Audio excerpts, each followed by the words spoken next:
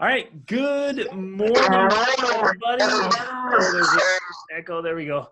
Good morning, my friends. And man, Happy New Year. Happy New Year. This is exciting. It's a new year and it's a new decade, which feels so exciting to me. And I hope you're all fired up and excited for this, like a new opportunity. I love beginnings. I love endings because it's a chance to reevaluate, to say, where am I at? Where am I going? And I hope that a lot of you, I hope you've taken time to kind of think over the last year, 2019, and to think over the last decade. And if you haven't done that, maybe just give it a little bit of time today. Just kind of think over your successes and your failures. Now, a lot of us we're quick to think of our failures. Our minds go right to the thing, oh yeah, I didn't do this, I didn't do that, oh, blah, blah. And we can throw this big sad party. Or we can look at our successes too and say, let's celebrate. So let's make sure we celebrate where we've come from. Like, what did we achieve? What did we accomplish? What have we done? How have our families grown and changed? What cool things did we experience? Like, what's happened? And celebrate that. Celebrate where you are. There's often this gap from where you were to where you are, and we kind of skip over it because we're always looking, oh, well, I'm not where I want to be. And so let's celebrate the good. In fact, let's share some of that. You guys in the chat box here, I'm going to open up the chat feature. Just throw something in the chat box, will you? A success from last year or the last couple of years. Just everyone jot that in there. What's something you're proud of, something you're grateful for, something you're excited about that happened in the last little bit? Let's start with some gratitude and some excitement, some celebration. What's some of the things you can celebrate? Those of you who are just joining us, welcome, welcome. We're just taking a minute here to celebrate some successes. What are some of the things you did last year, and the last couple of years, or last decade that you're really grateful for, really excited about, really proud of? Man, in the last 10 years, if I think about the last decade, my family, 10 years ago exactly, we were in the same place we are now, but we were literally getting ready to head to India. And from there, man, we went to so many countries, did so much traveling, and had so many epic experiences. Unbelievable. Okay, they're coming in now. Started a new business. Fantastic. Excited to see where that goes this year. Yes. Like, that's what we're getting a vision for, planning.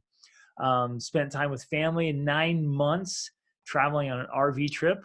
That's cool, because that's what we did, 9 months on an RV trip.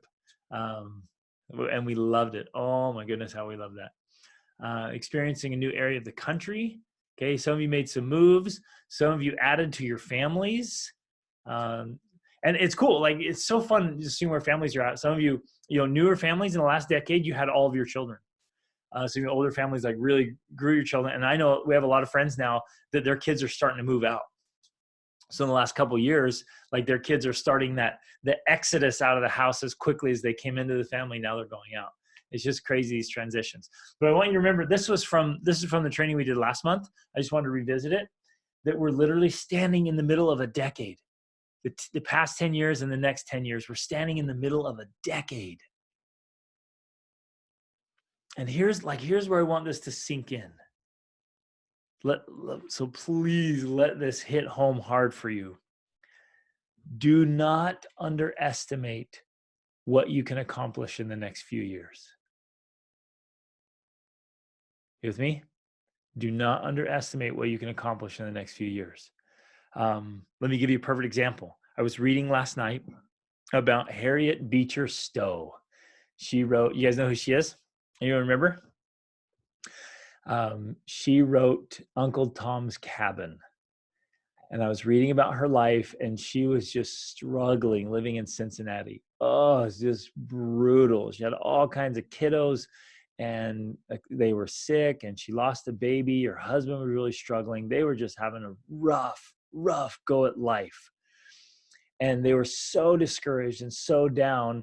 Her husband, just out of desperation, they were out of money. He took a job in Massachusetts, but instead of going, he sent her up there. So she takes all these boats and trains and ferries, whatever, to get up to Massachusetts. And they get there, and she just looks all raggedy and torn down, like, so discouraged. Check this out. Within a very short time, and this is what she said. She said, "I did not write that book. God wrote it through me." right? So she just got the inspiration that came to write Uncle Tom's Cabin, and it literally changed their lives, changed the lives of everyone who's read it. It changed my life when I read it, and it changed the course of history. And you guys, she didn't see that coming. She didn't know she was about to totally transform her life. And there's story after story of that. I personally know several people who went from being absolutely broke. You guys let this sink in. They went from absolutely broke within 5 years to making tens of millions of dollars. Okay, let that hit home.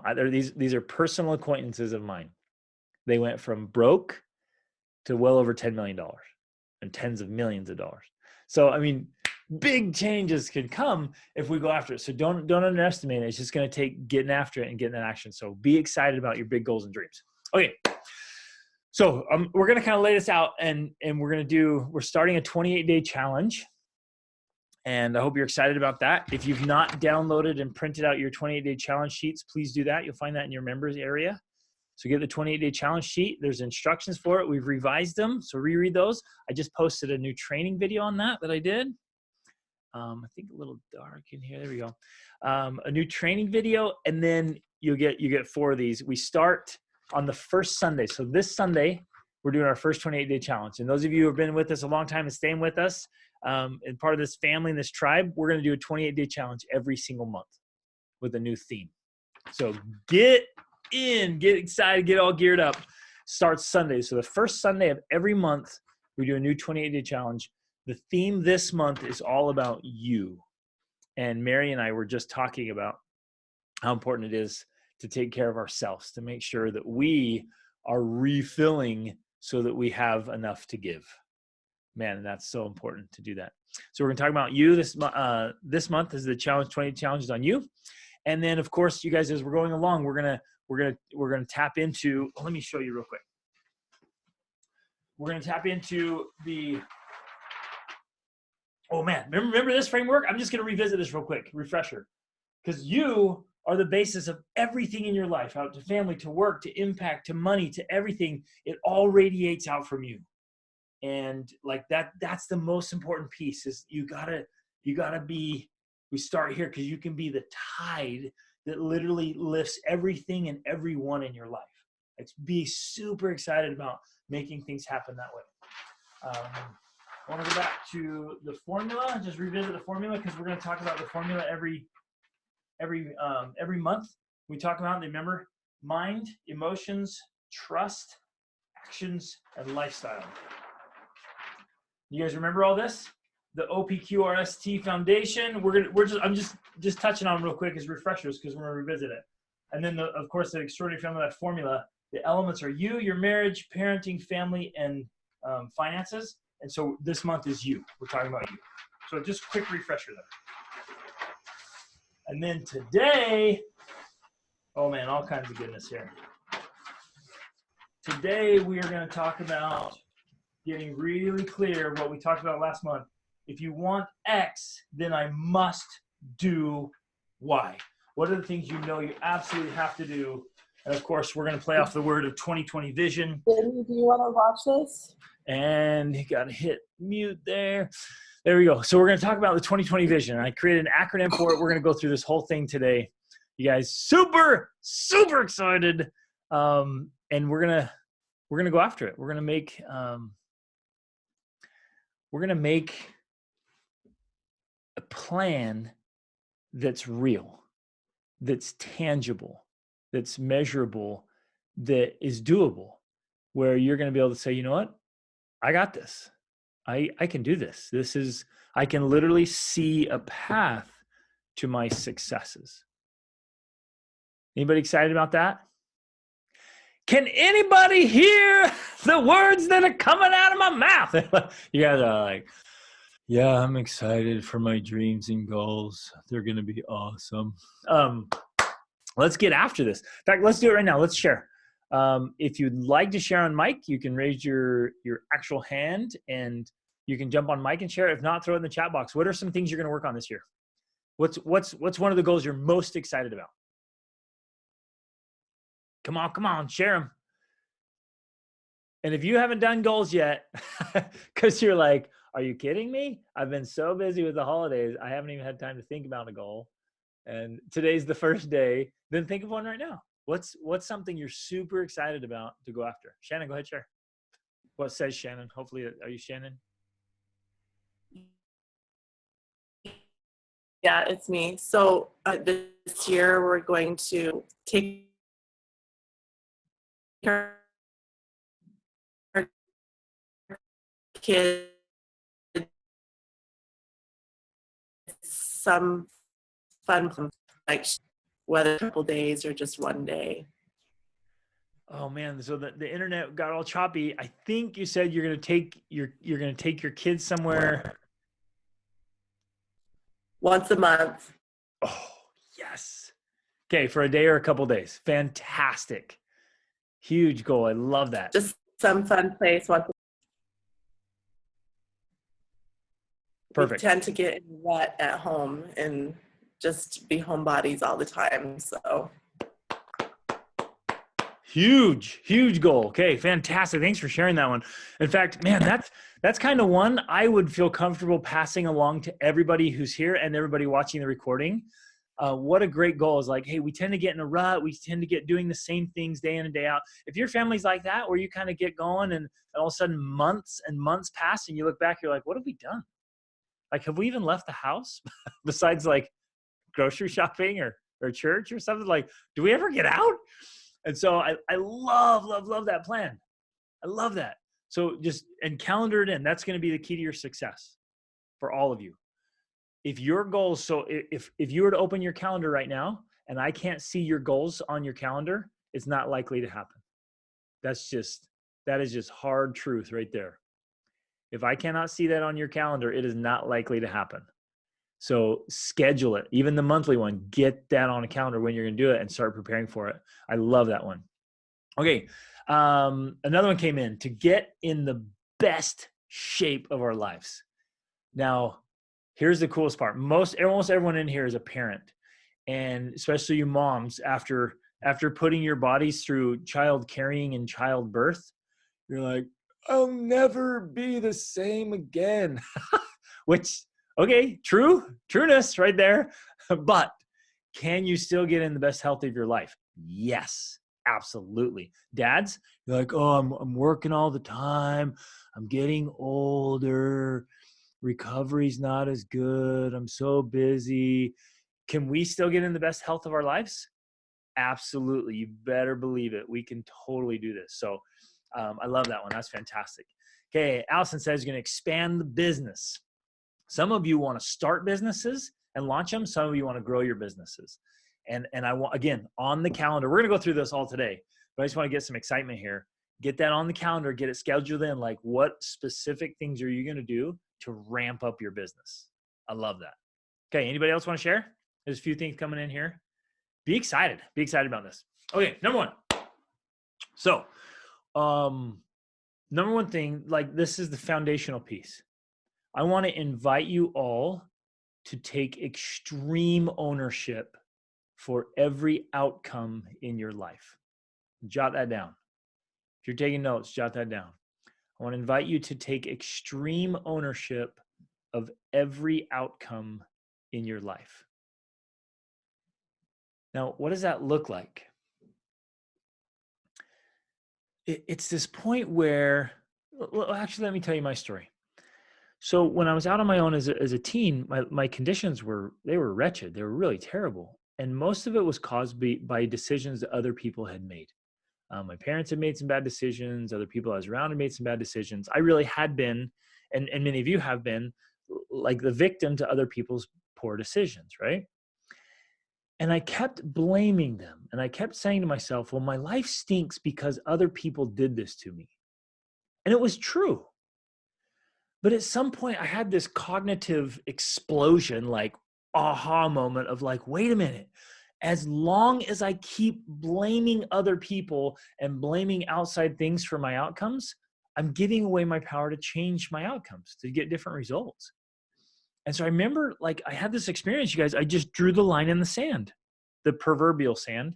I wish I'd been on a beach. I was living in a bad neighborhood. There was no sand. But the proverbial sand, I just drew a line and said, no, from here on, my life will be exactly what I make of it. Let that sink in, please.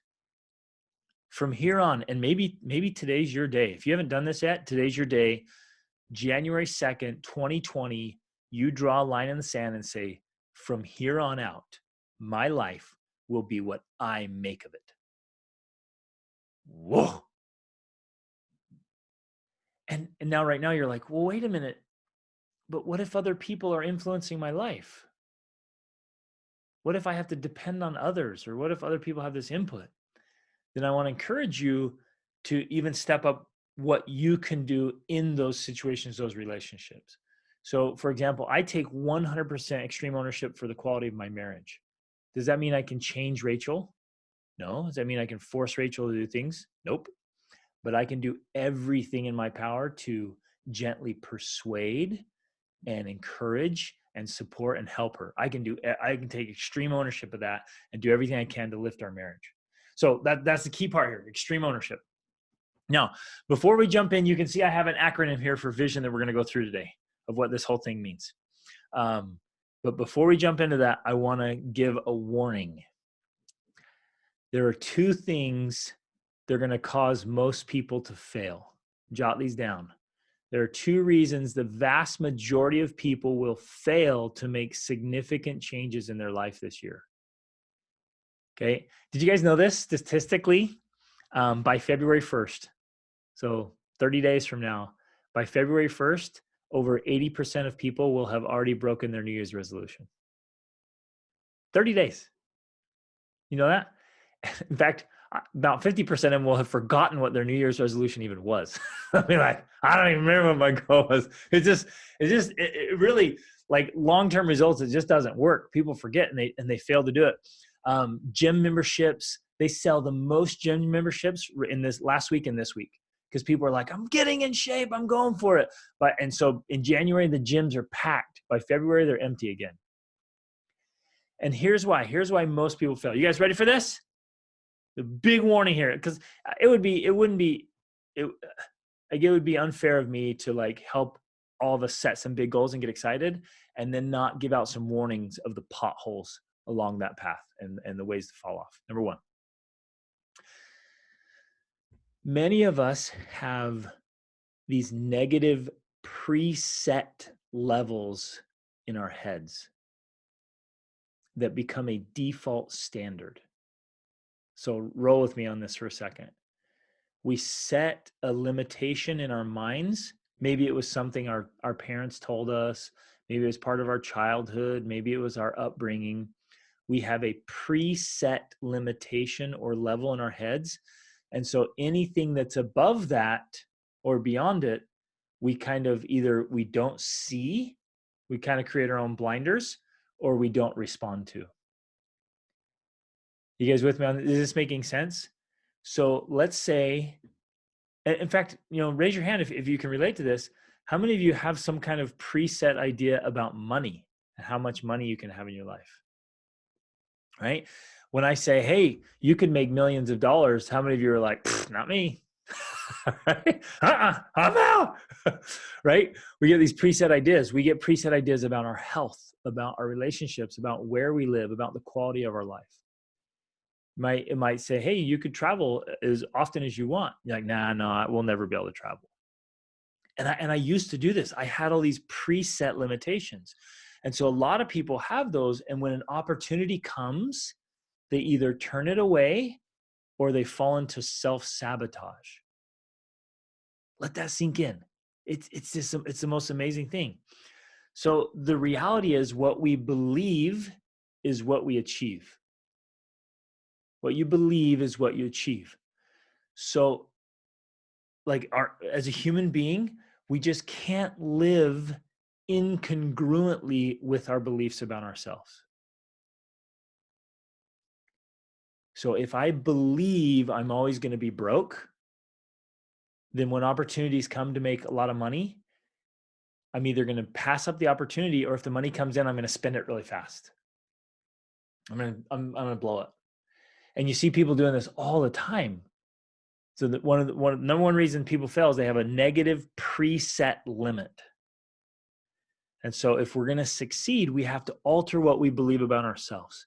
See, we will not be able to succeed in the long term beyond the boundaries of belief. Jot that down. That was inspiration I got early this morning, you guys. The boundaries of belief. Jot that down.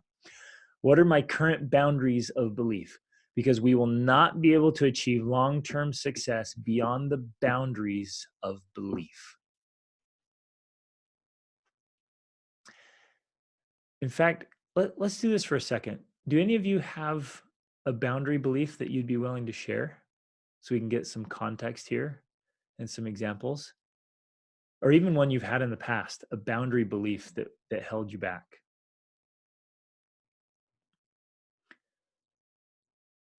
I had lots of them.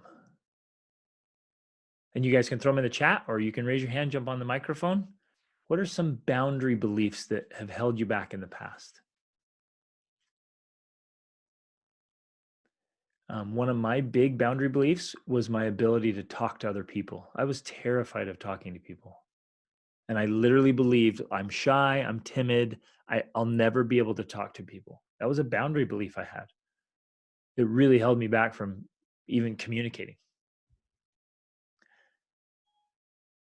I definitely had a boundary belief around money that I had to overcome. Anybody want to share one? You guys don't have to. We don't have to. I just want to throw it out there. If you can think of a boundary belief you've had. Check it out. This group has no boundaries.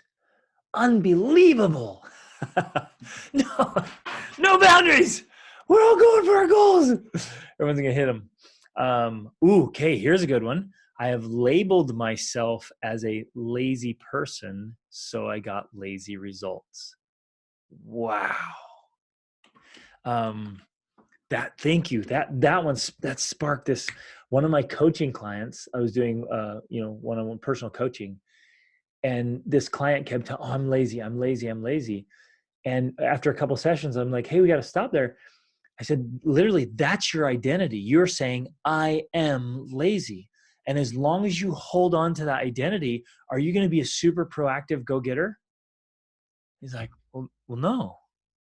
Like, I'm not going to be a high achiever. I'm not going to be a top performer. I'm not going to be getting the results I want because I keep telling myself I am lazy. That was a boundary belief that we had to remove for him. And once he removed it, man, his productivity in his professional and his personal life exploded because he held on. It was a boundary belief of I am lazy. Lazy. And she says, I realized that laziness is a habit and a practice. Yeah, it's learned behavior. And as long as we take it on as identity, we'll keep practicing it. But if we shift our identity, and you see the incongruency here? You can't be like, go get her going after it because you keep telling yourself, I'm a lazy person. But if you alter that, saying, I'm not a lazy person, I'm a go-getter, I'm a high achiever, then you're going to alter your behavior as well. It's so powerful.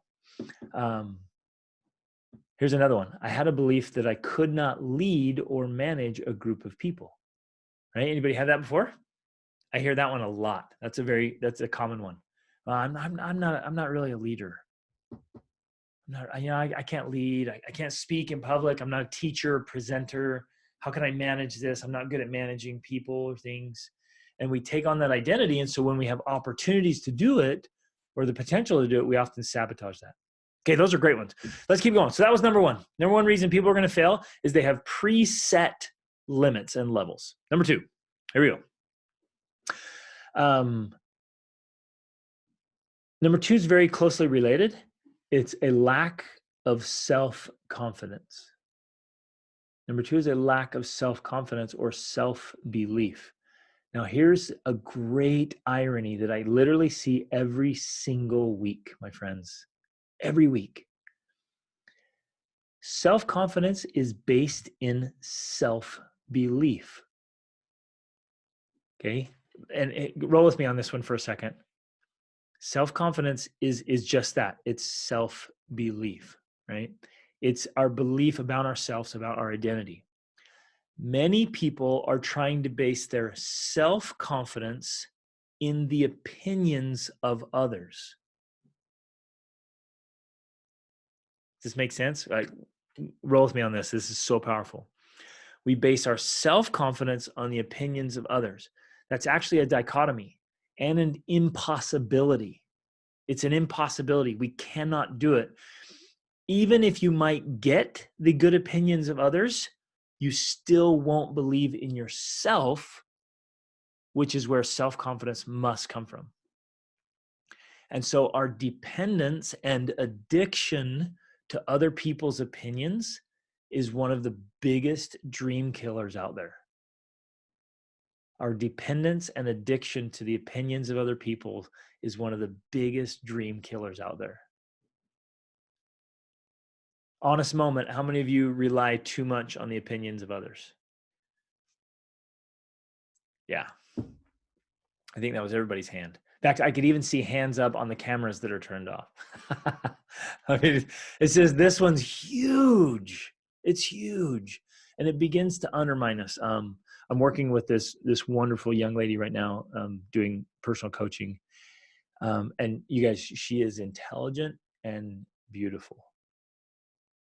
And yet she believes that she is the only one that's not beautiful in a group of young ladies and the only one that's not smart in the class. Because instead of believing in herself, even getting all the things, getting the results she wants, it still doesn't change. Even getting the outside of praise and approval doesn't change because it has to come with self. So self-confidence is really a choice inside. And so we will undermine our success. It'll be a number one cause of failure if we don't have more self-confidence. We good? Everyone? Who wants some more self-confidence? Yeah, I got this. So everyone say that. Roll your shoulders back, sit up straight, take a deep breath. I got this. I got this. I got this. Okay, here we go. Are you ready? Let's start going. We're going to go with the acronym VISION. And you guys, will you please, anytime along this, if you have questions or comments, feel free to ask them, jump in. Let's have a conversation here so I don't just talk the whole time. V. Let me get a pen out or a marker to work with. Here we go. V stands for visualization.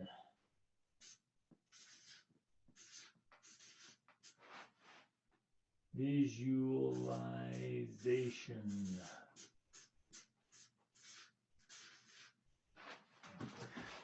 All right. In order, oh, you can't even see that. It's off the chart there. I'm going to turn this a little bit. Visualization. In order for any of us to get, and we're playing off the 2020, right? Like 2020 vision, so the year 2020, we're going off the vision there.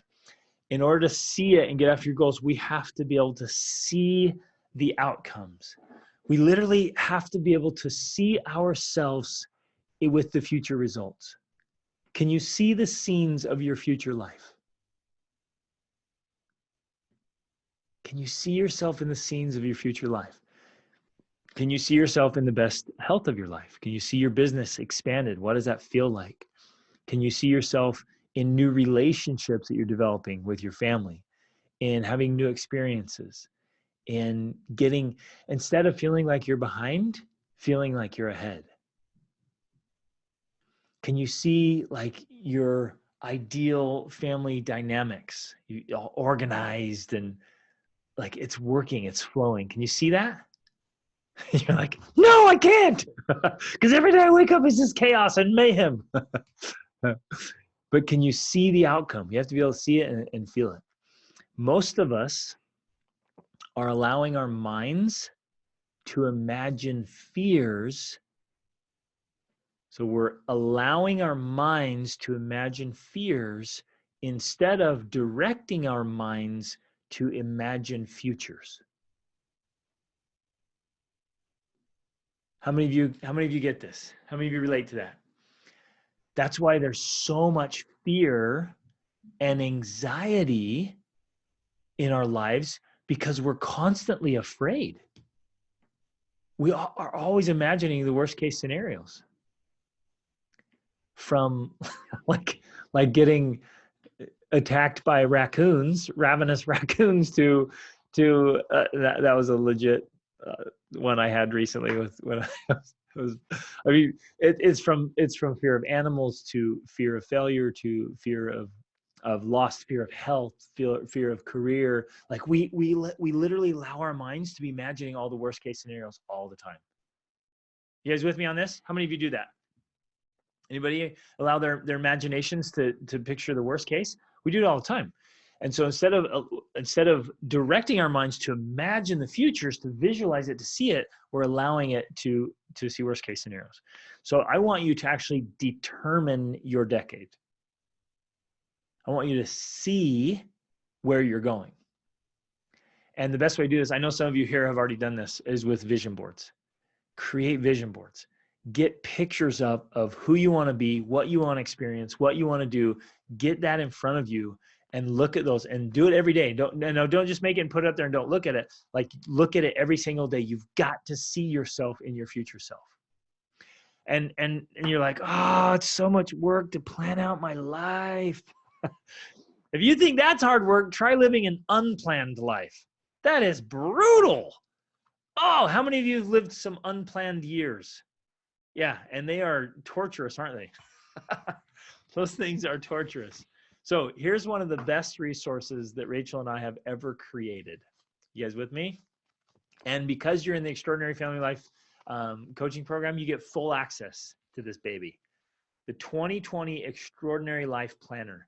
We expanded it big time. It is incredible.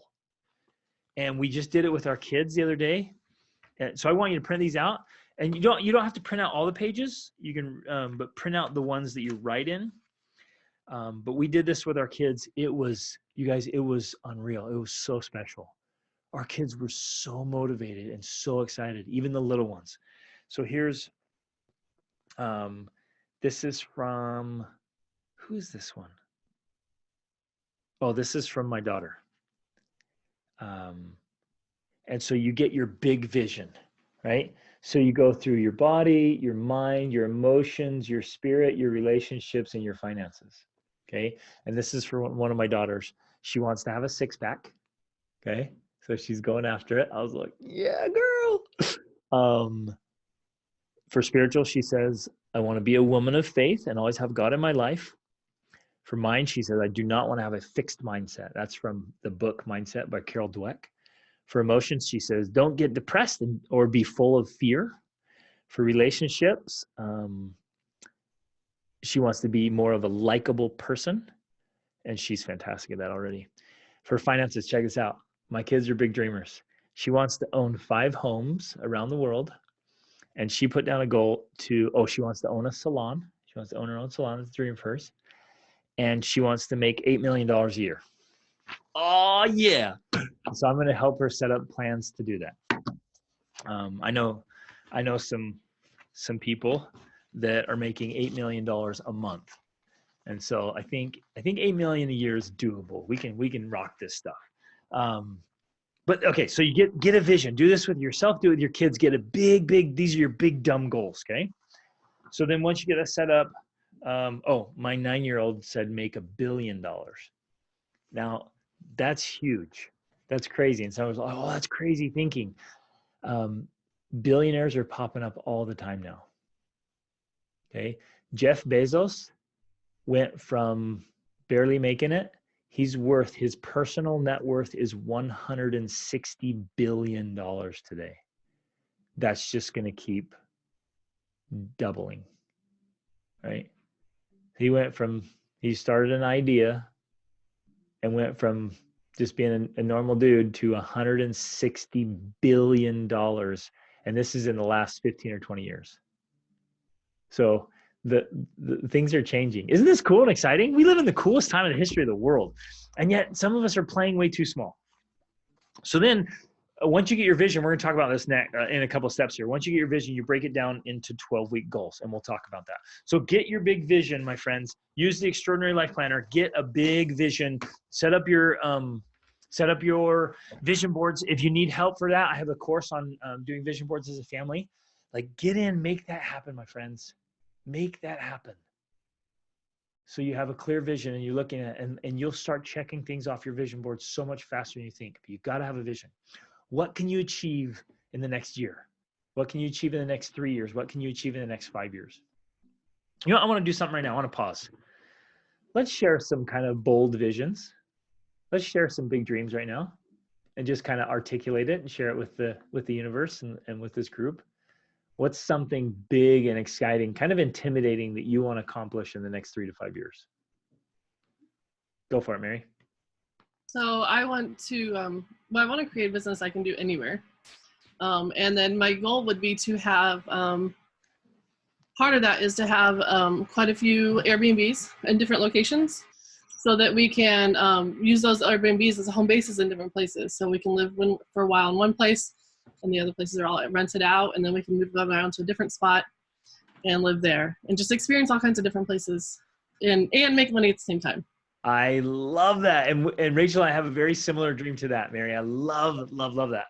So we've already created the location independent income and business. So like that, and that's why we're sharing this coming along the way. Come on in, Babelicious.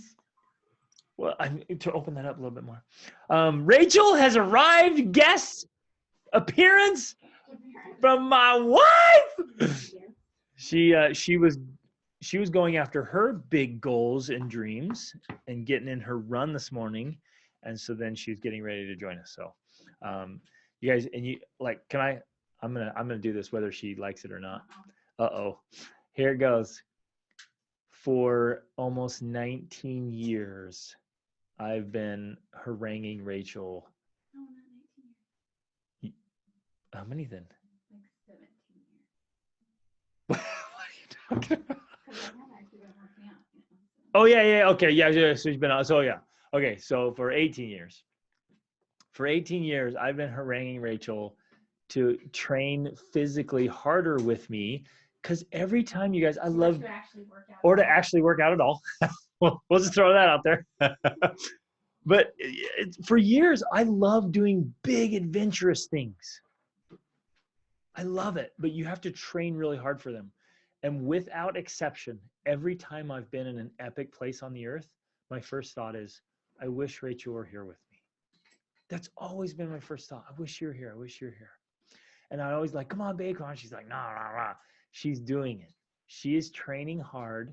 She's working out almost every single day. And this woman is going to climb Mount Kilimanjaro with me in October of this year. Yeah, right? We're going to climb a big, crazy mountain. We're going to get above 19,000 feet together. So super exciting. I'm just trying to improve the lighting. It's all right. It's good. Okay. It's good. Okay, come join the party. So let's share. You guys share some more. Throw them in the chat box. Jump on mic. What are some of the big, crazy goals that you want to achieve in the next 3 to 5 years? Go ahead and voice them. I know some of you are like, you're feeling the timidity and the trepidation of like actually saying it out loud. Like, voice your big, crazy goals. And Rachel's going to come over. Go for it. Go for it. I see a cute little hand up there with Shannon. Yeah. My big goal, I'm going through cosmetology school starting in a couple of weeks. And so my big goal is to eventually have my own salon within the next 5 years. Yeah, that would be awesome. Yes, I love that. Thank you for sharing that. I just met someone 2 weeks ago that she actually is an immigrant. She came over to the United States and she wanted to start a salon, and she started just doing nails. They just do nails. And she is killing it, just crushing it and doing so well. And she started a little business, and she's just so good at connecting with people. And so you can totally do it. That is a beautiful dream. I love that. Okay, keep coming. Keep them coming. Okay, somebody put in here a 6-figure business. Beautiful. Because we were trying to open a window here because it's getting hot. Every room gets hotter when Rachel walks in, like, woo! It's just, she came in like, whoa! We're having a hard time in here, circulation. And now the window's gonna get busted out. Okay, I'm just gonna keep rolling with you guys. 6-figure business, okay? Can you create a 6-figure business from scratch? Look at me. All of you shake your heads like this. Uh-huh. Yes, you can. Yes, you can. Absolutely you can. In fact, some of you, I'm going to throw this out there. Some of you will actually create 7-figure businesses. Okay? Sit with that one for a minute. Some of you will create 7-figure businesses. I love it. Okay. Another one in here. To ride a century, that's a 100-mile bike ride. That is a long time in the saddle, my friends. That's a good, big goal. You may not be able to walk for a couple days, or at least walk funny for a while. You can do it. That's a fantastic goal. I love that one. Okay. Love that. Keep them coming. Keep them coming. What other big goals? I'm going to share the one that Rachel and I have had for a while, but now is like literally coming into focus. We are going to have a beautiful chateau in the French Alps. And I'll just throw it out right now. You all have an open invitation to join us. We are going to have it. The setup will be there. We're going to have lots of guest bedrooms, lots and lots of room for people to come all the time. And we'll do these meetings live, and we'll have retreats there. And oh man, it's going to be awesome. That is going to happen in the next few years. So watch out for that one, because we're all going to benefit from it. It's going to be incredible. Big goals. Okay. So you got to visualize, you got to see it. And in this, please know that if there are things that you've been struggling with for years and you just don't know how to get past them, and you're like, I've been working on it, I couldn't do it, I don't know how. This is your year.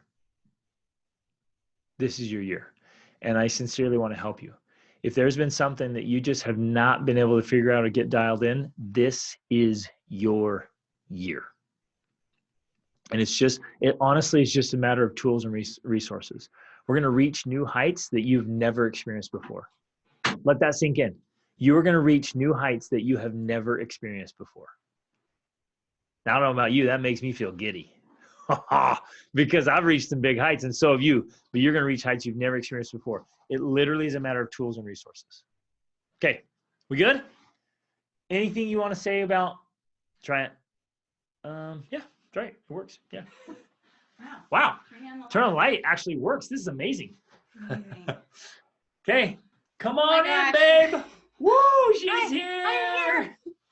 So this is kind of silly, but I got all dressed up in our bathroom. Our house does not heat evenly. So the bathroom is the coldest room in the house. So I get all dressed up. I've got my scarf on and everything. And then I come down here to his office. And it's the sweltering. hottest room in the house. I'm sweating. She went from winter to summer just by coming downstairs. So anyways, we did not get the window open. Anything you want to say about visualization? We're going to go through the acronym of getting your 2020 vision for the year and for the decade. Visualization is the first one. You have to see what you're going after. Well, it really is the key. If you can't see it and you can't even envision the possibilities, that's exactly why people stay where they are. Because they see everything around them, and that reinforces what's already in their head, right? And they then just keep repeating that. That's the only reason we stay where we are. We don't reach those higher level goals because we don't visualize them. We don't see them as being possible.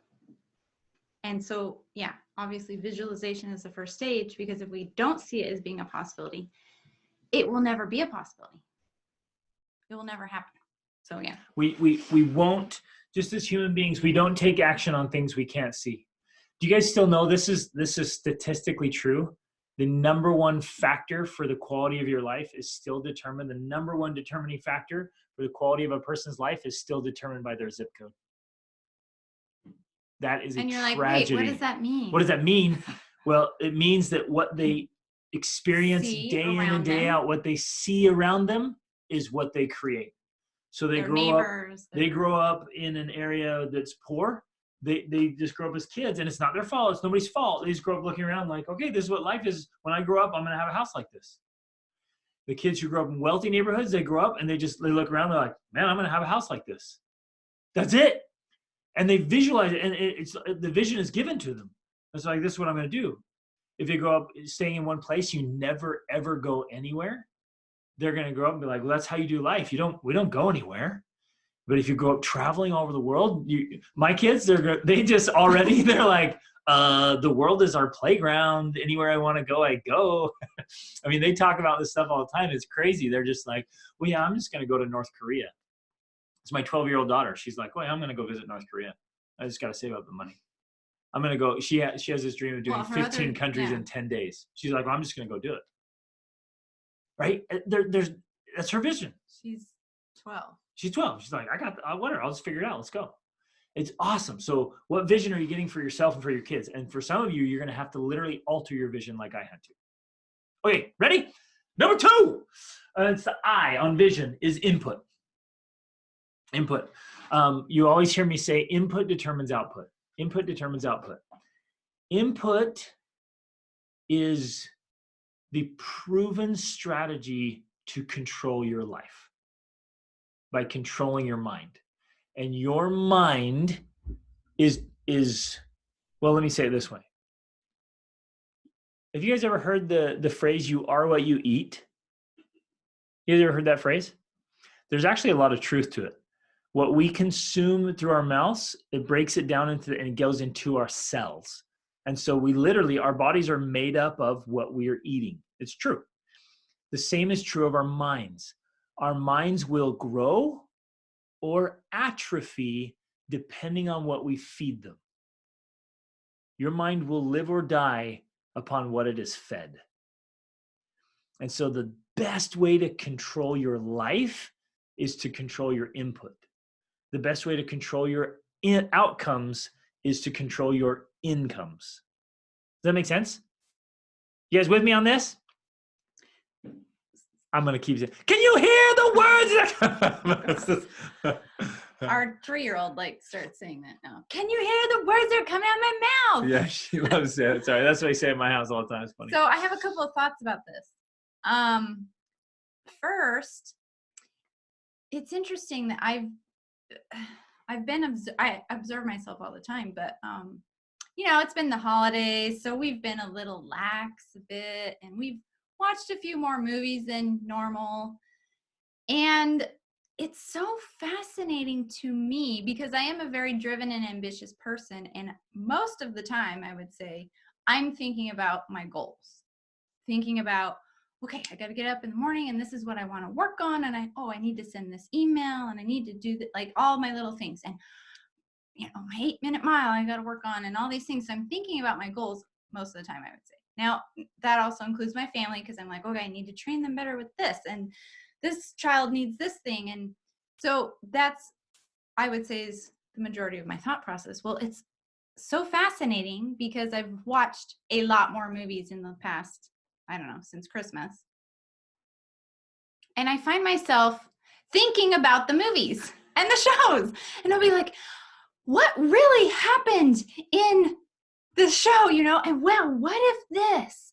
And I'm literally going through these shows in my mind, thinking about the characters and thinking about, well, did she really die?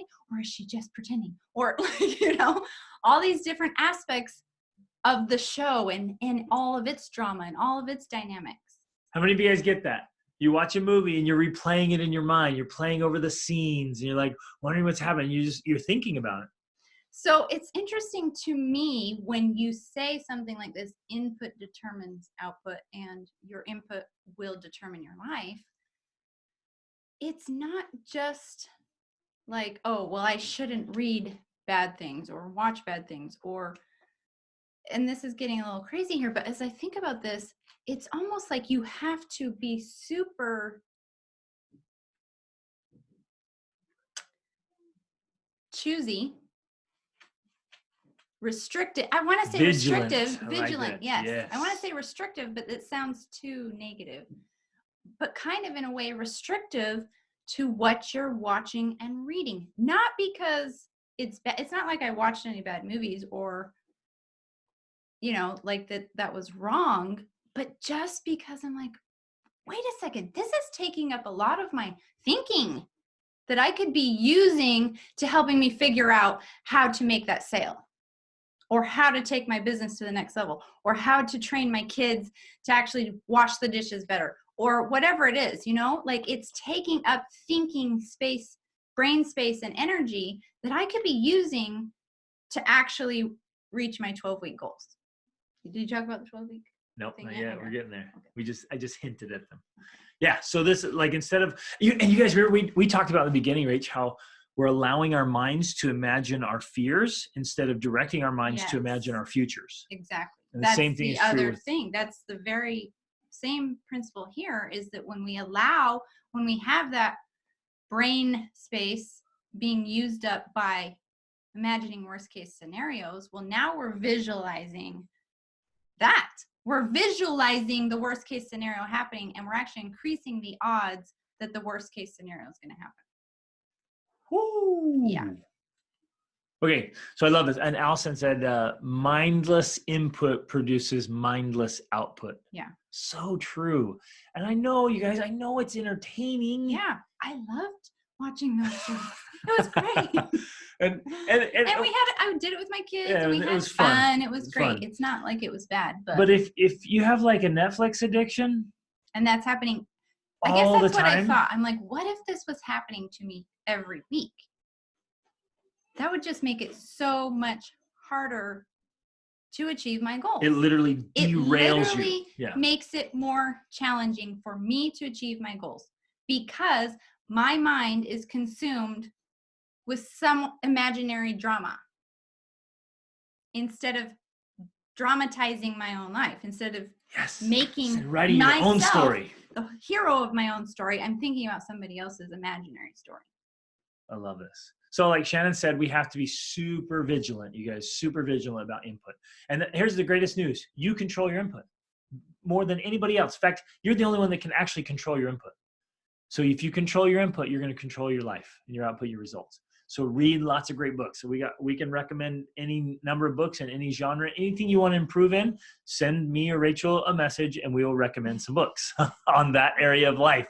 We've read them, and there's so many. So be reading from a great book every day. When I'm coaching my clients, my top level coaching clients, I'm just giving them a list of books every time we meet. Like, hey, you might want to read this, you might want to read that, and this constant input of great books, and listening to my podcasts. Just listen to my podcast. Even if you only do that, just go through my podcast and get some input there. It's super cool. Literally right now, while I was upstairs before I came in here, my son came up, who's 15, and he had to ask for the password to get on his phone, because we have, downtime and all these restrictions that help us. We call it like head gates to keep us working on what we're supposed to be working on. I'm like, well, what do you need it for? He's like, I want to get on Facebook to look up my friend's podcast, who's a teenager, but he started a podcast and he's creating a course. And he's like, and also, where can I find Dad's podcast? And he's literally out there right now. I don't want to talk too loud because he might hear me. He's got his whiteboard out and he's using our Extraordinary Life Planner, and he's got his 12-week goals, and he's like mapping everything out. And he knows the power of this, the power of input. And so he's like, I need to listen to these podcasts. So, I mean, this is for real. This works. The other thing I wanted to... Wait, you guys, how many teenagers get up on their own, get a whiteboard out, and map out their year in 12-week sections? Most teenagers are still in bed right now. I mean, and hey, we're not bragging or boasting. We're saying this is the power of this stuff. Share it with everyone you know. Like, light some fires. We're talking about this all the time, and we're like fired up about it. And so they're like, yeah, this is cool, The other thing is, we have another teenage friend who, that's actually his brother, is starting I don't know if he's doing an interview series. He just interviewed Greg, and he asked to interview me too. And he's talking about the power of reading in the interviews. So I've been thinking about it, what I'm going to say when he interviews me. And I thought back to just the course of our life. Like, we started out on a normal life path. Greg had a career and I was a stay-at-home mom.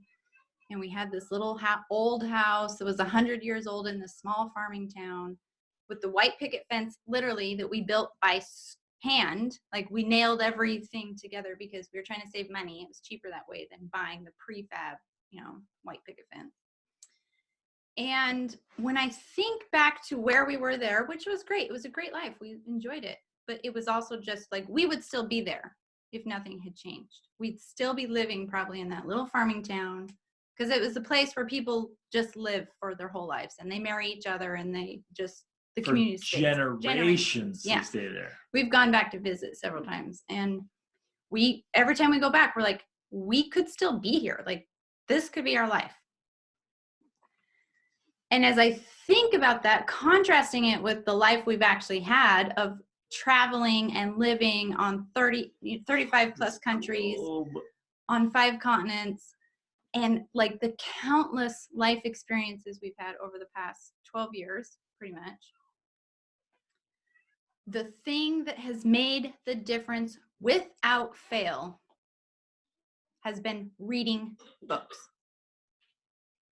This input, reading things that altered the way we thought and the way we viewed the world and the way and made us question how we wanted to do life.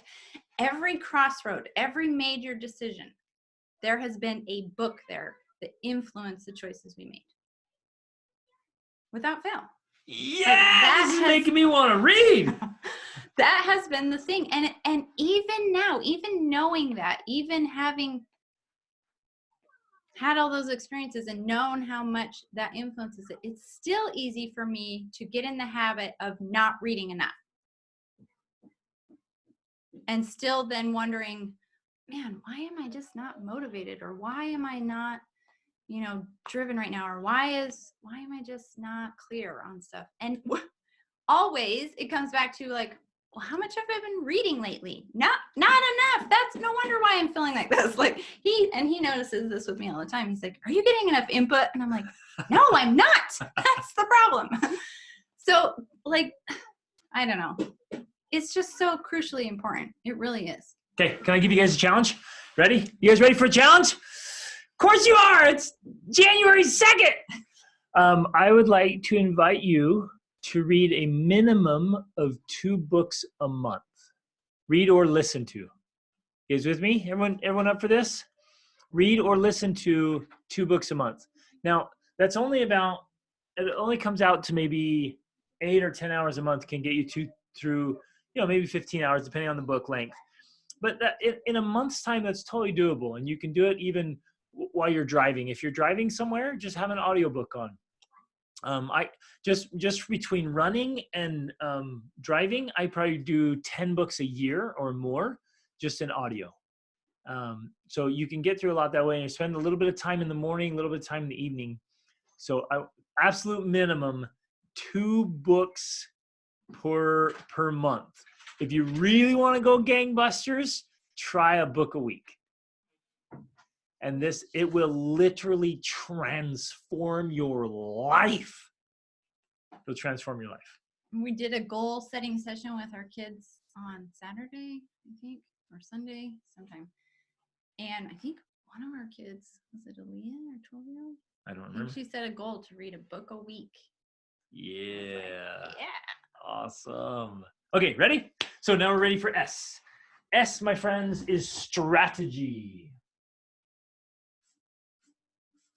Strategy.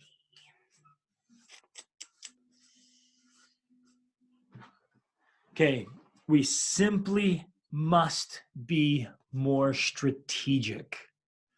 Many of us are falling short of our potential and our possibilities. We're missing out on opportunities.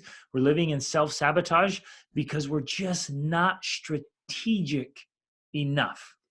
Let me go for it, and I'll give an example. Okay, well, what I want to say about this is that many of us believe, and I know I used to believe this too, that the key to achieving our goals was simply to have more self-discipline, to just be tough enough, have enough willpower to just do what I had to do. And I think a major breakthrough for me was realizing that's not true. You will never have enough willpower to achieve your goals, because willpower is something you can actually run out of. You have more willpower in the morning than you do at night. Like it's kind of like gas in your car. Once you drive a certain distance, you have to refill it. And usually it takes some time and effort to refill it, your willpower. So you can't rely on your willpower to help you achieve your goals. You have to rely on strategy, which includes systems, training, habits. There's lots of different words for that, but includes all those things. Okay. So I had a coaching session this week with a new client, and we were kind of going through his life, and he's a super awesome guy. I mean, just incredible guy. And he's an engineer, lives in the South. And he was just like, oh, I'm busy and I don't know where to fit this in. I said, let's start looking at your life. And we just started looking through his day, and he was strategically pushing the snooze button twice in the morning. How many of you do the snooze button thing? Yeah. And like some of you have it planned out. I push it. I met someone there and they're like, I hit my snooze button 3 times. They've got it planned out, or they have 3 alarms that go off. They're like, they know they're just going to lay there. And then he's like, well, I drive 15 minutes to the gym and 15 minutes back. And then I drive 30 minutes to work and 30 minutes back. And I was like, boom, look at that. You're wasting 30 minutes in the morning by hitting your snooze button, just dragging your feet. The 30 minutes. You're missing 30 minutes of gym time. What are you doing on the drive? And it's like nothing. So you have 30 minutes of drive time to the gym and back, and then 60 minutes to work and back. So we came up with 2 additional hours of life for him. And I'm like, you crank out some audiobooks or some podcasts and watch what happens. And here's what I told him. You guys, if you take just 30 minutes a day, equates to 22 full 8-hour working days in a year. 22 days. What can you do in 22 8-hour days? What can you accomplish? What can you achieve? How many books is that? That's like 4 books at least in a half hour. But with 2 hours, that we got him up to 88 8-hour work days. That's the equivalent of 88 8-hour work days by capitalizing on that time. So if we get more strategic about it and we set up systems in our lives, it actually makes it way, way easier to achieve our goals. Now, as far as the systems part goes, tying into this example, I don't know exactly what you said or did, but some of the reason we don't do the things we want to do or we know we should do, or some of the reasons we don't capitalize on those small moments of time, right, is because we don't have the system in place for making that easy. In fact, the systems that are in place make it more challenging.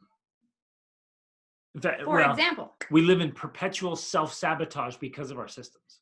For example, like if you want to work out, but you're like, well, I don't even know where my workout clothes are. Where's my shoes? And oh, the treadmill's covered with stuff, so I can't even like get to it. Like all of those are systems that are preventing you from actually working out. Or maybe you want to listen to audiobooks while you're driving, but you don't have the app and you don't have any books downloaded and you don't have any headphones or whatever it is that you need to do that thing. You don't have that in place. Well, now that system is in place now to keep you from doing that. So what you can do is, if you're committed to doing this, say you're like, oh, I'm going to work out every day. And the first day you go to work out and like, there's nothing, everything's blocking your path. Spend that time that you're working out.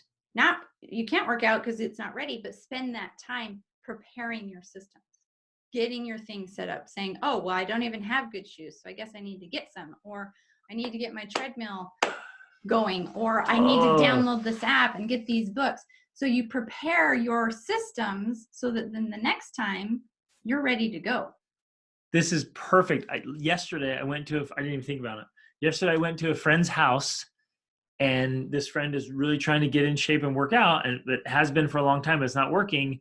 I walked past their garage. They had 2 treadmills and an elliptical piled in the corner with stuff piled all over top of them. They can't even get to their treadmills. They have 2 of them sitting there. They're covered with stuff. Their system is set up to prevent them from getting their outcomes, the results they want. So make those shifts. All right. So this is where the 28-day challenge comes in. Where the 28-day challenge, which starts on Sunday, is a system to help you get dialed in on what you need to do. So actually, while I'm talking about the 28-day challenge, will you guys share in the chat box, or you can raise your hands? What are some systems you need to get set up right now in order to achieve your goals in this first 12 weeks? What are some systems you know you need to change right now in your life in order to ensure your success in the next 12 weeks? Well, is this where we want to talk about the 12-week? Because that does kind of fit in with strategy Go. too. Yeah, go. Okay, so we've both alluded to this whole 12-week idea. And this is another strategy for helping you achieve your goals, because what most of us do, and we've done this many years in the past, is the new year comes and you're all pumped up and you're excited and you're like, I'm going to do this thing, this big thing this year, right? But the problem is we make it a 1-year goal, or maybe we even have like this 3-year or 5-year or 10-year goals that we want to do. We're like, yeah, this is exciting and motivating. But then what happens after a few days or weeks or months, that's not as motivating anymore because real life is happening. And plus, in the back of our mind, we're saying, well, I've got time. I've got all year to achieve that goal. I've got 3 years to achieve that goal. I've got 5 years to achieve your goal. And so what happens is we end up unintentionally just procrastinating that goal because we've got time to work on it. So, and this is not like our idea. That I read this in a book called The 12-Week Year by Brian Moran, which is an excellent book. You should read it. That would be good input. He says, when we have a deadline that's approached, and well, he actually uses businesses as an example. And he says businesses would do this all the time. They would set these 1-year goals, and then usually they would end up achieving those goals within the last 12 weeks of the year, because now the deadline's approaching. They're like, we're coming up to the end of the year. We've got to achieve this goal. Let's do it. And they end up doing it in 12 weeks. So October, November, December rolls around and they're like, oh man, we got to hit our goals, you guys. And everybody pushes and they achieve the goal in 12 weeks. But Yes. The last 12 weeks of the year. So he developed this whole system that he actually consults businesses with, and he calls it the 12-week year.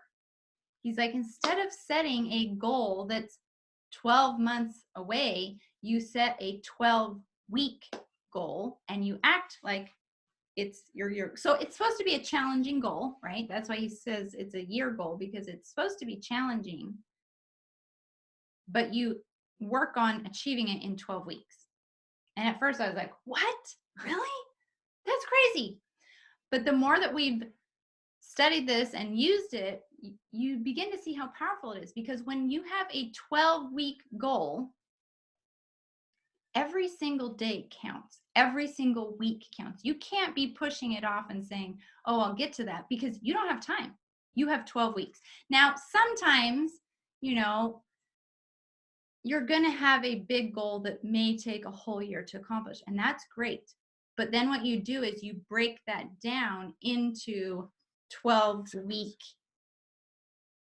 like mile markers, right? Which we have already done for you guys in the Extraordinary Life Planner. It's already broken into quarters, those 12-week quarters. So actually, Alicia, can we pick on you for a little bit here? You wrote down you want to ride a century. You want to ride your bike for 100 miles. Could you do that goal? And okay, Travis, both of you are going to do it together. Could you do that goal in 12 weeks? And the answer is, yeah, that one's doable. That one's doable, right? Now, like Rachel was saying, some goals are too big. But if we say, well, like you want to do a 7-figure business, that you're not likely to start from 0 and get to 7 figures in 12 weeks. That's, not going to happen. But what you do then in a case like that is say, if that is a 1-year goal, or maybe it's a 5-year goal, whatever it is for you, you then break that down. And you say, okay, well, I'd have to get to this amount by this date, or I'd have to get here, and start at the end, wherever that is, maybe that's 5 years, and break it down. Say, okay, so then in this year, I need to reach this dollar amount. And that means in the next 12 weeks, I need to get to this dollar amount. So what you're doing is you're making it meaningful for your present day. You're taking this thing out here. And even like with the bike thing, like maybe you're not ready to do that in 12 weeks, but you're like, okay, to get to this point where I am ready in this 12-week period, this is what I have to do. One of my 12-week goals for the next 12 weeks is to run an 8-minute mile. Wait, did I say 8 or 9? 8. Yeah. I don't remember. 8 or 9. One of those. She's gonna drop a minute each month. So if it fit perfectly, go 10, 9, and 8. So by the end of this 12-week period, she's gonna do an 8-minute mile. And that fits into my long-term goal, which is to hike Kilimanjaro in like October. So I'm like, okay, I'm gonna hike Kilimanjaro in October. That means I looked up the whole training schedule someone had online. That means I have to do this, and I need to be running like 3 to 5 miles per day, which I'm not even close to that. I'm running like a mile a day, right? So I'm like, okay, the next step to getting to that point is running an 8-minute mile, so it doesn't take me 5 hours to run 5 miles, right? So I take that now and I make that my 12-week goal. Now, in order to reach my goal, which is challenging, the 12-week goal needs to be challenging. It needs to be pushing you. And it needs to be a mile marker or a signpost or, you know, a milestone on your bigger goal. And all of that, guys, as members of this Extraordinary Family Life Group Coaching, we've given you free access to the Extraordinary Life Planner, and it walks you through all of this. So if you haven't got that already, you know, do it, because it's free. It's a bonus. It's setting up the milestones, and then the milestones now become your 12-week goals. And so now every 12 weeks, you're working on achieving one of those milestones. It's getting you closer to this big, huge goal. And then we're going to use the 28-day challenge to break that down. And I already did a training. I just posted it in the Facebook group. It's in the membership area, so I won't go over it now. I already did a training on it. But now we just you write in the little daily things, and you're marking them off of what you're achieving on your big goals. So you take your 12-week down now to weekly and daily, and you're checking them off. So basically, you've created a system that's helping you ensure your success instead of living in a system that's sabotaging your success. So let's do a pause. Will you email a link to the 2020 planner? Yes, I will. Yes. And just to quickly finish this idea. So say like with my 12-week goal is to reach an 8-minute mile. Now on my challenge, and there's a different version of this in the planner. You could use either one really, but this is specifically for the challenge. Then I need to run. My goal is to run for 30 minutes, slowly increasing my speed each time, but that's what I would write here. Run for 30 minutes every day. And then 5 times a week is what you're doing. Yeah, right? 5 times a week. So then I would decide which days I'm not running, which for me is Sunday and Wednesday. Decide beforehand. That's important. You can't just get up that day and be like, oh, I'm not running today. I don't feel like it. You decide beforehand. And then to participate in the challenge, my goal is to check off every day I've committed to. Now, here's a fail-safe, right? Because obviously we're not perfect. There's going to be days when we just don't feel like it. We just can't do it. It's too crazy. It's too chaotic, right? And the way to keep yourself from sabotaging yourself is to come up with a fail-safe, like a minimum, right? And for me, I use exercising as my example because, like Grace shared, I hated it for many years. For me, I made the commitment that on those days that I said I was working out, right, I would do it for at least 2 minutes. And you're like, well, 2 minutes, that's not going to help you reach your goal. And you're right, it's not. But by committing to, and I got this idea from Atomic Habits by James Clear, which another great input to read. The idea behind this, and this applies, I think, especially well with the things like you really just have a hard time disciplining yourself to do, where the willpower, when the willpower is failing, you know, this is when this rule helps you still keep your commitments to yourself. Because ultimately, this is about keeping commitments to yourself. The way to develop trust in yourself, the way to develop your own self-confidence is to make and keep commitments to yourself. That's what this is about. You are making and keeping commitments to yourself and proving to yourself that you can do what you say you're going to do. And that's where you develop the power to actually achieve your goals. So the 2-minute rule is there to keep you from failing. And all that means is that on the days when you can't do more than that, you at least do that 2 minutes. And then you can say, I worked out today. I kept my commitment to myself. And usually, most often what happens, I mean, there have been times when I literally did the 2 minutes and I was like, okay, that's it. But usually what happens is you do the 2 minutes and you're like, okay, well, I can go further. I can do a little bit more. And you do more, but it literally gets you started. It gets you going so that you create that momentum.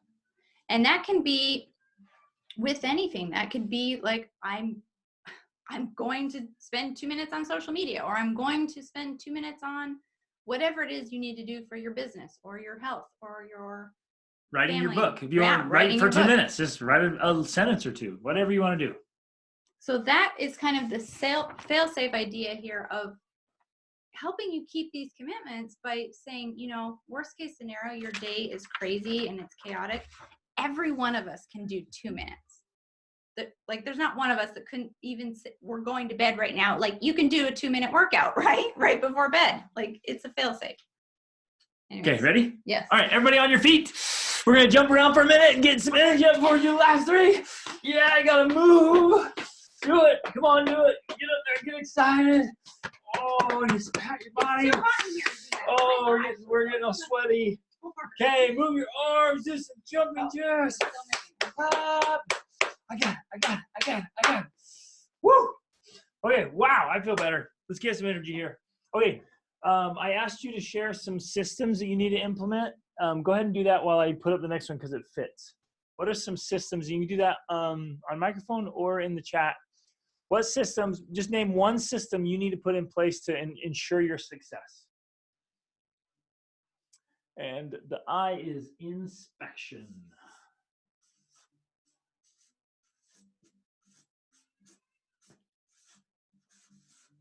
Inspection. All right, let's share. What are some systems you need to put in place? Nobody wants to share? Nobody has any systems? Does anybody need to clean out their pantry from all the junk food that's hiding in there? That's a system. The fridge. Anybody need to put up a chore schedule in your house to help your kids do their chores? Anybody need to do a homeschooling outline? Anybody need to get to bed earlier so you can wake up in the morning? All right, okay, go for it. Got a hand up with Shannon. Go. And now you're frozen. Yeah, frozen with the hand up. Oh, it's frozen. So as soon as it unfreezes, you can go. Okay, well, we've got some others coming in. Okay, coming in. Need to schedule a workout. Reading and working hours every day. Yes, get that built into your routine and schedule. So workout time, reading time, working hours. If you block it, it makes it way more effective. Need a chore schedule for me? You do, actually. Put your chore schedule up. Put it on your 28-day tracker. Watch what happens. Schedule a nap time every day. You know what? No, you're right, because you told me about your schedule. So she works late and works really early. So there's sleep deprivation there. So scheduling a nap might actually be a really good idea. Mm-hmm. That could work. You might say, you know, most of us have a lull in the early afternoon, 2 or 3. It might be a perfect time for a quick nap. Just plan time for everything to work out a schedule. That needs to happen, right? Just get your whole schedule. Just spend some time and do it a little bit. Start today. Just spend some time scheduling tonight before bed. Do your 2 minutes of scheduling, and then 2 minutes tomorrow. Get it organized. Need to organize my dresser in my room. Fantastic. Yeah, you guys, if our closets are chaotic, if our rooms are chaotic, if our garage is chaotic, if our office is chaotic, like if things get disorganized, it's easy to lose momentum. Well, it literally is keeping us from doing some of the things we need to do, because then we end up spending that time looking for something or trying to clean out a space or whatever. So yeah, having order in your house actually helps you to do the other things you want and need to do because things are in order. I'm literally like racking my brain right now. I just read something about, I think it was schedules. I'm trying to remember where I was reading this, but maybe it was Brennan Burchard. Anyways, doesn't matter. point they were saying is that many of us believe that we want to have freedom. Like we want to have this freedom to do what we want to do, you know? And so I know for us, for many years, we kind of lived this hippie lifestyle with as little schedule as possible, just, you know, doing what we wanted. It was great. It was. But the key to true freedom, the key to achieving the freedom we dream of, which includes time freedom, money freedom, freedom to serve and help and bless other people's lives and to make a contribution, like this bigger scale freedom that we're talking about, the key to that is actually more scheduling, which seems so like incongruent, right? Like, how could you have more freedom by scheduling yourself more? And the reason why is because as we schedule ourselves better and we better control our schedule, our time, our day, because essentially that's what we're doing. We're just controlling our time better. The 24 hours we have in front of us.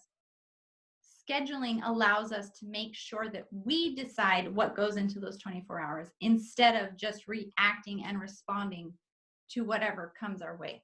That actually is not real freedom. Real freedom is saying, this is what I plan to do, and now I will do it. And that's where the schedule comes. Yes, that is so profound. That's true freedom. By having our time in our life mastered and ordered and organized. That is freedom. We think freedom is just this open chaos, and it's not.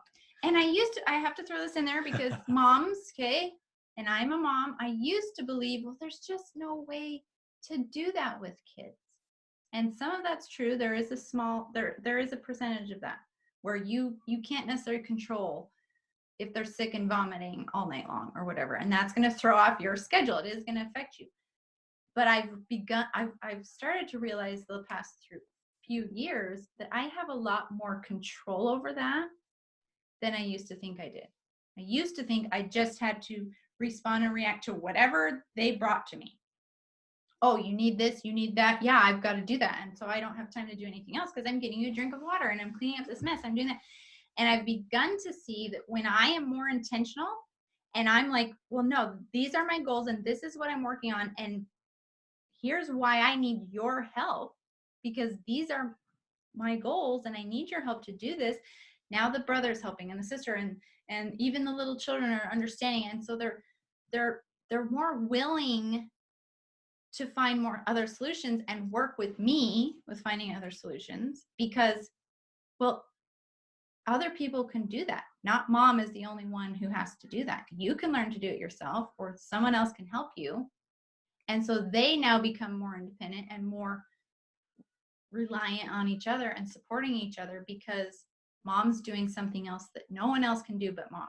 Mom's the only one that can write her blog, but I can help my sibling get dressed or I can help them get a drink of water or I can feed them. Does that make sense? And as I've been more intentional about that, I've started to see, oh yeah, I have more control than I thought I did. Yes. Okay, here we go. We're going to buzz through the last three quickly. So the I is inspection. And the only idea here is like what we begin to respect what we inspect. We really begin, and other people do too. And even what Rachel was just talking about, your children, your family, your spouse, your coworkers, your employees, the people, your team members, whatever, they begin to respect what we inspect. And we begin to succeed in the things that we're measuring. And so I want to invite you to inspect. If you're going to get a clear vision for what you're doing, you have to inspect your life. A lot of us are falling victims to piracy and hijacking. There are pirates and hijackers in our lives. I just did a podcast about this, actually, really going into it. And it's really subtle and it's really cunning, but they're stealing away our focus. They're hijacking our freedom. They're getting us off the path to mastery. They're hijacking our lives. So we're literally being attacked by pirates and hijackers that's taking away some of the things we need. For example, some of the little things. Welcome back, you guys. The internet went out on you. Welcome back. Sorry about that. technology, you got to love it. Sometimes it's frustrating. But some of the things that we're getting pirated on is sleep. And technology come in a distraction where we're not getting enough sleep or good sleep. Food quality, we're losing out on energy that we could have and feeling fantastic because our food's not where it could be. And then of course, technology is a big one. Technology is such a wonderful tool, but if we're not careful, it'll slide in and actually be a hijacker and a pirate. So inspect everything you want to improve. I don't know how to emphasize that more. Inspect everything you want to improve. Each relationship individually. Every little part of your life. Go through it with a fine-tooth comb. Like, get dialed in on everything you're eating, how much you're drinking, what input you're consuming, what you're visualizing. Just inspect it. Inspect your thinking. You might realize one of my new clients, he says he's just all day, he just has this irrational fear of one of his family members dying. He's like, I spend time every day thinking about what I would do if they died. He's like, it's so irrational. I'm wasting time and energy and effort. And so it's part of that inspection process. What am I thinking? What am I feeling? What am I eating? What am I doing with my time all through the day? So inspect it. And that might seem kind of like maybe even overwhelming of like, now I have to like track all this stuff and pay attention. And it really just begins with just paying attention. Like you just start saying, oh, interesting. This is what I'm eating. I wonder, and start asking questions. I wonder if I should be eating this, or I wonder if there could be something better, or I wonder why I'm eating right now, or, you know, even with your business, why am I spending money on this, or why am I not getting the sales I want, or why? And you just start being aware and asking questions and trying to like kind of be this little detective of like, is this influencing this, or is this the reason I'm not getting what I want, or whatever you're inspecting. Then I love this. Sorry, like be the detective. I know several of you are working on businesses and you're trying to really grow your business. Be the detective in your business. Step outside of your business and look back and be the inspector, the detective. Like, wait a minute, why are there not more sales? Why is this not happening? What's missing here? Be the detective in your own business, in your own life. Like, inspect it. It'll make a big difference. And you can start to do that with almost everything right away without too much extra effort. You're just literally observing. I'm doing this. Oh, this is happening. And you're just watching. Then when you're ready to level that up, you start tracking it. Then you start writing it down. Oh, I ate this. I ran this far. We made this much. We spent this much. You start tracking it. And you can decide what you start tracking based on what your 12-week goals are. If you're trying to, reach a certain dollar amount, or you're trying to run a certain distance or speed, track that. That's going to help you reach your goals. Because then when you write that down, you're like, oh, literally today, this morning I ran a 12-minute, 32-second mile. Now I know. Yeah. Yeah, girl. Boom. Now I know. Now I know what I'm trying to beat tomorrow when I run, right? Maybe I'll do 12 minutes tomorrow. And now I know. I'm tracking. I'm inspecting. I know where I am at every single day and whether I'm actually making progress on what I want or not. It's not like I don't have to guess. It's there right in front of me. Love it. Okay, Shannon, you guys, you wanted to share a system, I think. Do you still want to share that if you got it? You don't have to, but if you got it. You don't have to. Yeah, the system that I was thinking myself that I need is just a lifestyle system. Like I get up in the morning and instead of just laying in bed, like here's what I'm going to do to start my day and start actually doing stuff with myself. Yeah. So. Yes. Yeah. That is perfect. Thank you for sharing that. That one thing right there, for all of us, that little piece that she just shared, that moves the needle, you guys. That moves the needle. If you just say, well, what am I going to do with myself during these time periods? And so I call that waking up on purpose. So I get out of bed with something to do. I'm like acting on purpose, living on purpose. And so we have a lifestyle plan instead of, we could waste a lot of time and energy just not knowing what to do. So that's a perfect And we example. talk to our kids a lot about that because they've said the same thing. They're like, well, if I got up early, like, what am I going to do? It's boring. We're like, yeah, you're right. You might as well stay in bed and get more sleep if you don't have some real reason you're getting up. And so what you said is perfect. Like having some idea of like, well, this is what I want to do. And I could use this time in the morning to do that. Now suddenly there's a real motivation for getting up. There's a reason. Okay, so the O on vision for getting your 2020 vision is optimism. I want you to, we talked a little bit about belief at the beginning. Remember how it's one of the major failures, one of the main reasons people will fail is they just don't believe in themselves. So optimism matters. I want you to believe in your potential. Believe in, just be excited. Become a force of nature. Just be optimistic. Believe in the possibility. Because you can believe that it's not going to happen. You can believe that it is going to happen. It's you get to choose. We all get to choose. So choose to believe that it's going to happen and begin in your own mind and bring the tide and like stick to your goal. Be optimistic about sticking to your goal, even if it's just one day at a time. Like maybe thinking about it all year or even 12 weeks is too big for you. For some of you, thinking about it for 28 days is too big for you. Just take it today. Be optimistic today about your goal today. Mm-hmm. Like if your goal is you're not going to eat sugar today, boom. I'm not eating sugar today. I'm excited about not eating sugar today. This is awesome. And you're going to go around telling people how excited you are about not eating sugar today. And be an optimist. Like just bring that energy with you. It's so powerful and contagious. And again, a lot of the reasons that we may not have optimism is because we're like, well, our life proves that things just don't work out or whatever it is. Yeah. But what that ultimately comes down to is that we have not made and kept commitments to ourselves. Like, and you may not, right now I may say that and you might be like, what? That doesn't make sense. But I promise you, the reason why things have not worked out for you is because you have not made and kept commitments to yourself. That right there is the underlying foundation of all success in life. Any person that has something that you would like to have or just done something or has the success you would want, the reason why is because they've made and kept commitments to themselves. So if you want to have more optimism, then yeah, it starts right here.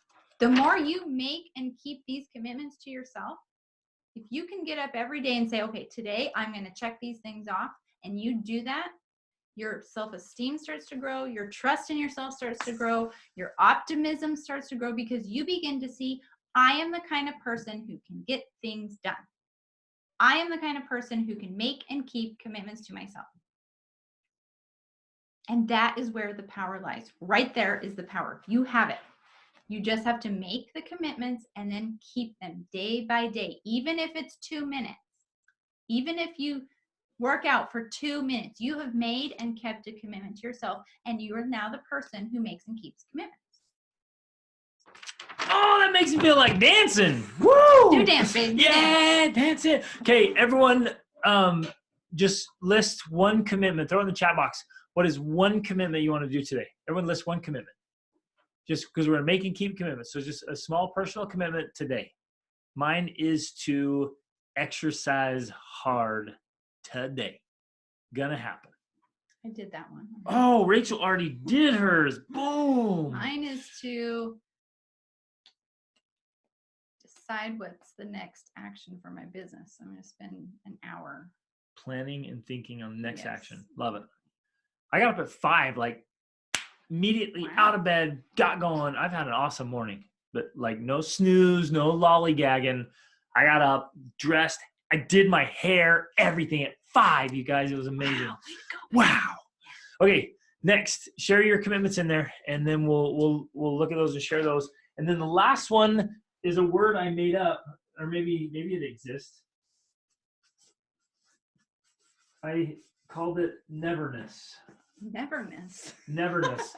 But spell checker did not underline it with the little red squiggly lines. So I think it's a word, but it may not mean what I think it means. So I wanted to come up with this idea of neverness. that if we're going to get our vision, if we're going to catch a clear vision for 2020, we're going forward, we have to get this idea of neverness in our minds. And here's how I want to articulate it. Is there ever a time when you just want to stop being a nice person? I hope not. Some of you are like, yeah, there's some. There's some moments. No. But when you're your best, right? When you're your absolutely best, is there ever a time you want to just stop learning? Is there ever a time you want to stop improving? Is there ever a time you just want to stop being a great person? Or what else did I put in here? You want to stop getting better, stop being kind, stop increasing, stop being great at something. Is there ever a time you want to stop being healthy? You're just like, yeah, I did the whole health thing. I'm done with that. I want to be sick and like no energy. I just want to. Now we might have that in our lives.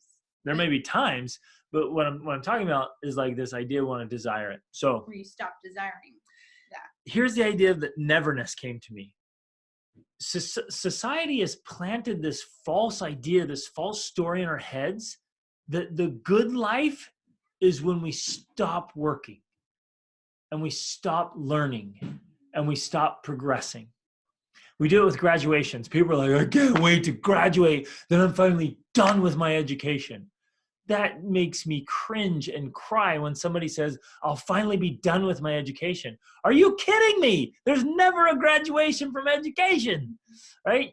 But we want to be done. And we talk about retirement like, I can't wait till I'm retired and then I can stop working. What's fascinating is human beings, we are hardwired to get fulfillment from learning and working and improving.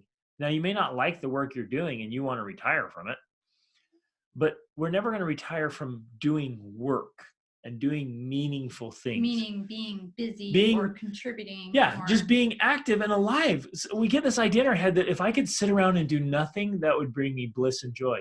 But it's actually impossible.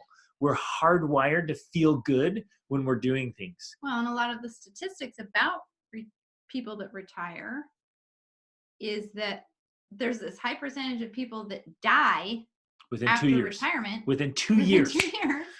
Because they get depressed, they slip into atrophy, they slip into misery, and they die inside, and then they actually die outside. Purpose to their life. They now have nothing to do, which is what they thought they wanted their whole life.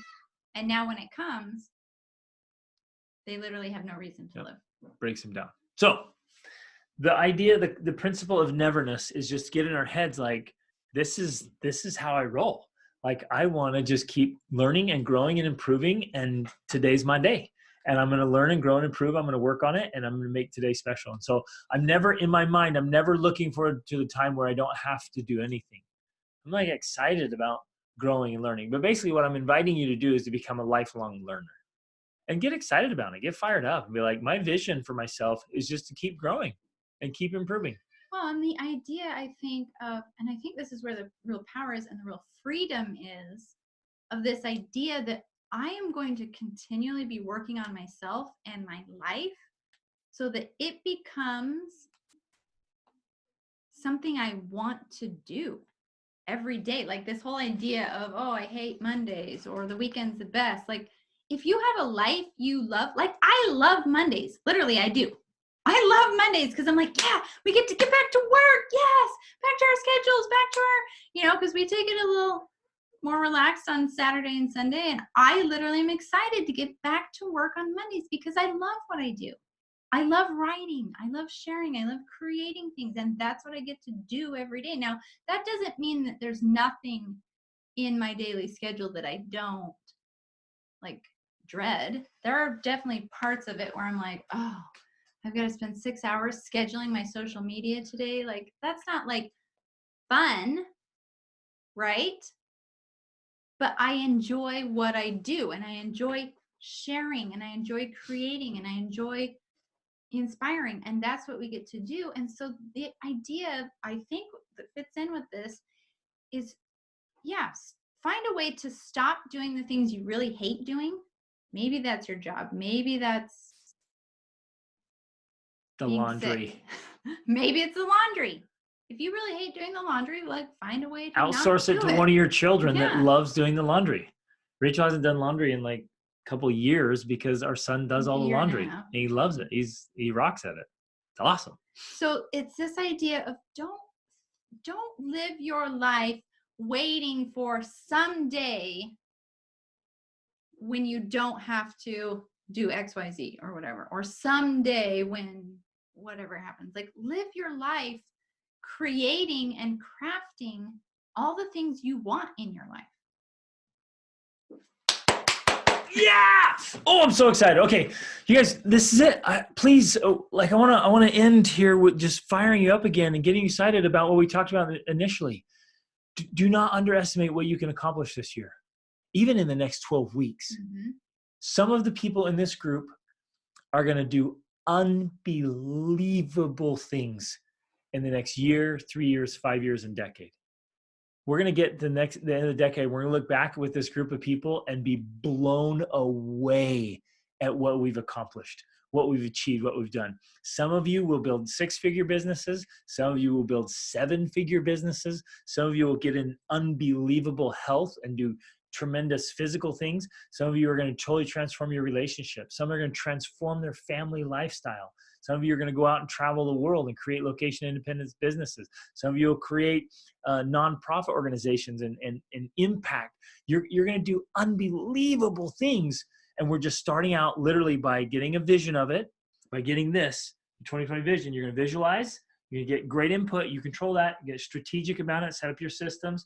Inspect everything you do. Be optimistic about it and set up some Neverness where you're like, I'm in this. I'm in it to make it happen. Please don't underestimate that. And I just want to add that, I think we all have a lot more power than we realize we have. We all have more power and capability than we realize that we have. And until we set up some goal for ourselves and then are strategic about it and inspect it and are tracking it and believe that we can achieve it, like, we don't allow our potential to be released. And I literally had this thought this morning while I was running, because I was running and I was pushing myself because my 12-week goal is to run that 8-minute mile. And I was pushing myself. And I literally had the thought that, wow, I think I can actually achieve this. Like, I'm doing better than I thought.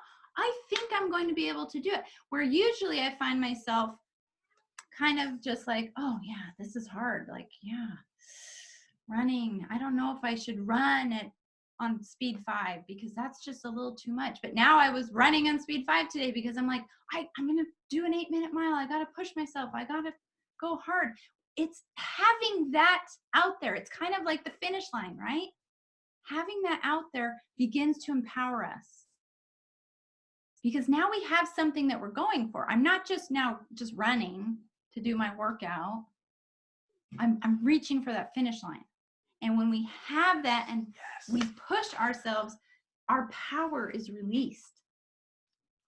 And we now are like, yeah, I have more power than I thought I did. But we have to have something we're going for. Without it, there's no direction. And we're just kind of floundering and wandering. And the coolest thing ever, you get to set up your own finish lines. Yes. And we're going to do the first one of the 28-day challenge, then the 12 weeks, and keep going through, you guys. Which starts Sunday. So Sunday. So print out your 28-day challenge this week. You guys get it today if you can, but have it for sure filled out before Sunday because it starts on Sunday. And I am going to give Sunday you right here. a commitment to do a video every weekday on the topic for this a whole year. You guys, this gigantic commitment coming from Greg Denning right here. I'm going to make a video for you 5 days a week on the topic or the theme for the month. So this 28-day challenge is all about you, improving you. I looked this morning, I have 52 pages of content in a file called Making the Most of Yourself.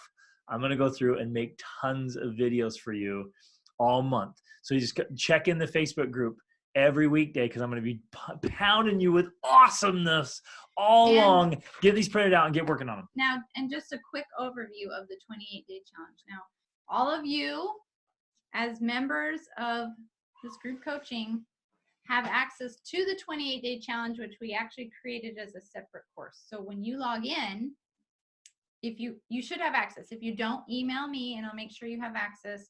There's a separate course you can go into for the 28-day challenge. And we have outlined it so that it has every month of the year with the topics we're going to be covering, and they all tie into the Extraordinary Family Life Formula. We've got some little kids crying out there. Sorry. We have kids.